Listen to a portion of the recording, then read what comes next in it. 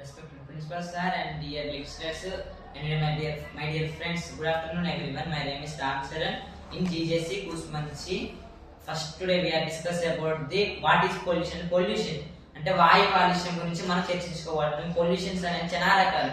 ఆ పొల్యూషన్ వల్ల మనకి ఎంతో హాని జరుగుతుంది. మనమున్న సమాజంలో, మనమున్న ఎన్విరాన్మెంట్ లో మనకి ఎంతో దాని వల్ల ఎన్నో రకమైన రోగాలు, ఎన్నో రకమైన డిసీజెస్, రకమైన అంటే ఎన్నో మనకి మన తోటి జీవులకి ఎన్నో రకమైన హాని జరుగుతుంది. దేని వల్ల అంటే పొల్యూషన్ అంటే ఈ కాలుష్యం వల్ల మనకి మన తోటి ప్రాణి అంటే లివింగ్ ఆర్గనిజమ్స్ ఎన్నో రకమైన హాని అంటే ఎఫెక్ట్ వస్తుంది, హార్మ్ఫుల్ ఎఫెక్ట్. అంటే ఇది రాకుండా ఏం చేయాలంటే మనం పొల్యూషన్స్ ని ఆపాలి, అంటే నివారించాలి. ఆ పొల్యూషన్స్ ని పొల్యూషన్స్ ఎన్ని రకాలంటే ముందుగా మాట్లాడుకున్నట్లయితే water pollution, air pollution, soil pollution. ముందు ఎయిర్ పొల్యూషన్. ఎయిర్ పొల్యూషన్ అంటే ప్రతి ఒక్క లివింగ్ ఆర్గనిజం ఒక ప్రాణి, ఒక దేహంలో జీవం ఉందంటే వాళ్ళకి ప్రతి ఒక్క లివింగ్ ఆర్గనిజం కి అంటే ఆక్సిజన్ కావాలి.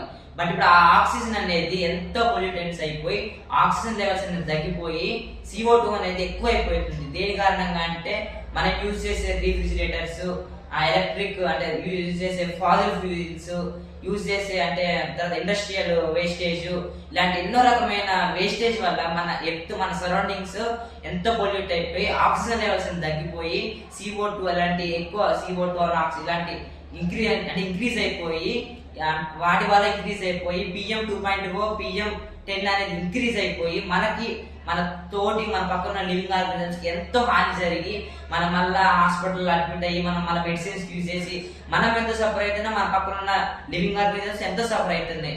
మనకి దేనికి కారణం ఇది మొత్తం దేని వల్ల వస్తుందంటే మన వల్లే. మనం యూజ్ చేసే ఫాజిల్ ఫ్యూల్స్, మనం యూజ్ చేసే PM 2.5, మనం యూజ్ చేసే PM 10, మనం యూజ్ చేసే వెహికల్స్, మనం యూజ్ చేసే మన వనరుల కోసం, మన ప్రొడక్ట్ కోసం ఫ్యాక్టరీస్ ఇలాంటి ఎన్నో యూజ్ చేసి మనకి హాని అంటే మన కోసం మనం హాని తీసుకుంటున్నాం. కానీ దాన్ని ఇప్పుడు ఉన్న టెక్నాలజీ ఎంత వరకు పెరిగితే అంతవరకు పొల్యూషన్ అంటే టెక్నాలజీ వల్ల ఫాసిల్ ఫ్యూల్స్ ఇలాంటి రకమైన ఫ్యాక్టరీస్, ఇండస్ట్రియల్స్, పేపర్ ఇలాంటి రకమైన ఇండస్ట్రీస్ పెరుగుతున్నాయి.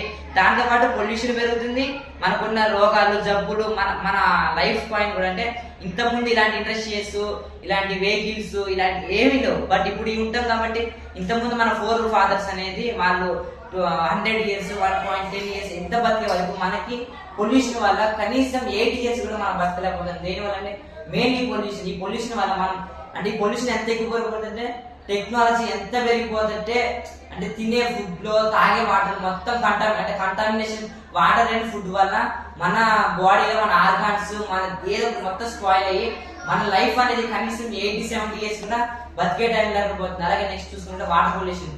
వాటర్ అనేది మనం తీసుకునే కెమికల్స్. ఇంత ముందు వినాయకుల్లో ఎప్పుడో మన పేరెంట్స్ టైంలో వినాయకులని మట్టి విగ్రహాలు చేసి మన వాటిని చెరువులో చేసి ఏ హాని జరగకపోయేది, ఆ ఎక్వాటిక్ యానిమల్స్ కూడా ఏం కాకపోయేది. బట్ ఇప్పుడు ప్లాస్టర్ ఆఫ్ ప్యారిస్ కెమికల్స్ అంటే వాటిని ఎక్కువ రేట్ అమ్ముడుకోవాలని, వాటిని ఎక్కువ సేల్ కావాలని ప్లాస్టర్ ఆఫ్ ప్యారిస్ కెమికల్స్ ఇలాంటి రకరకమైన యూజ్ చేసి తిన్న వేస్టేజ్ ఇలాంటి ఇండస్ట్రియల్ మొత్తం ఆ డ్రింక్ లో కలిపేసి వాటర్ లో కలిపేసి వాటర్ మొత్తం పొల్యూట్ అయిపోతుంది. మళ్ళీ ఆ వాటర్ వల్ల మైక్రో బాడీస్ అంటే వాటర్ లో ఆల్ ఎక్వాటిక్ యానిమల్స్ అనేది డ్యామేజ్ అయ్యి మళ్ళీ అదే వాటర్ మనం తీసుకొని ఆ ఎక్వాటిక్ యానిమల్స్ మనం తిన్నా, ఆ వాటర్ మనం తీసుకున్నా మళ్ళీ మన ఆర్గన్స్, మన బాడీ, మన ప్రతి ఒక్క ఆర్గన్స్ స్పాయిల్ అయ్యి పొల్యూషన్ అయ్యి స్కిన్ డిసీజెస్, తర్వాత టైఫాయిడ్ ఇన్ఫెక్షన్, బ్లడ్ ఇన్ఫెక్షన్, రకరకమైన డిసీజెస్ దేని వల్ల అంటే వాటర్ మన వాటర్ తీసుకుని మనం బతకలేం.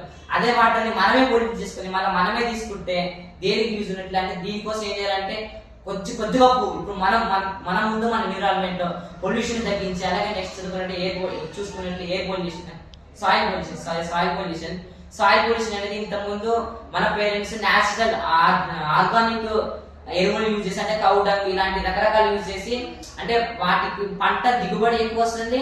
వాటి వల్ల మనకి ఆ న్యూట్రిషన్స్ ఇలాంటి అనేది భూమి కూడా సారవంతంగా అంటే ఫెర్టిలిటీ ఎక్కువ వస్తుంది భూమికి.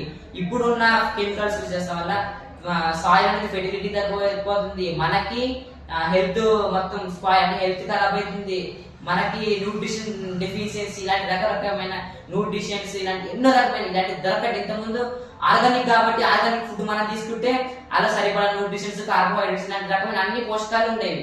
బట్ ఇప్పుడు కెమికల్స్ వల్ల ఆ న్యూట్రిషన్స్, ఆ పోషకాలు అలాంటి ఏం లేకపోవడం వల్ల ఇప్పుడున్న జనరేషన్ లో డెఫిషియన్సీ చాలా మంది ఫెర్టిలిటీ తగ్గిపోవడం అంటే ఒక ఫెర్టిలిటీ హైట్ అంటే షార్ట్ న్యూట్రిషన్ లేకపోవడం వల్ల లేదా లావుగా ఇలాంటి రకమైన కాసియార్కర్ ఇలాంటి డిసీజెస్ టైప్ వచ్చి మనం తినకుండా న్యూట్రిషన్ డెఫిషియన్సీ వల్ల మనం ఎంత సఫర్ అవుతున్నాం. దీనికంటే కారణం అంటే మనమే.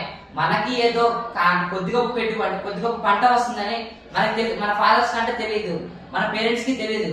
బట్ మనకి తెలిసి కూడా మనం అదే కెమికల్స్ అంటే ఇప్పుడు ప్రతి ఒక్క ఏదో పంట పండాలంటే ఆ తెగులుని మనం ఆపాలంటే బయోకెమికల్ యూజ్ చేసి లేదా ఆర్గానిక్ ఫెర్టిలైజర్స్ యూజ్ చేసి పండిస్తుంది. కానీ పూర్తిగా కెమికల్ యూజ్ చేసే వల్ల సాయిల్ అనేది ఫెర్టిలిటీ కోల్పోయి సాయిల్ పొల్యూట్ అయిపోయి మళ్ళీ అదే పొల్యూట్ అయిపోయిన న్యూట్రిషన్స్ మనం తీసుకొని మనం మళ్ళా మన లైఫ్ స్పాయిల్ చేసుకోకుండా ఉండాలని కోరుకుంటా. అలాగే మనం సస్టైనబుల్ డెవలప్మెంట్ ని గోల్స్ ని అచీవ్మెంట్ చేయాలంటే ఈ 2030 లోపు మన సస్టైనబుల్ డెవలప్మెంట్స్ అచీవ్ కావడానికి సస్టైనబుల్ డెవలప్మెంట్స్ అనేది 17 ఉన్నాయి, అంటే 17 ఆర్ట్స్ ఉన్నాయి. వాటిల్లో 15 SDG 15 లైఫ్ బిలోస్ వాటర్, తర్వాత SDG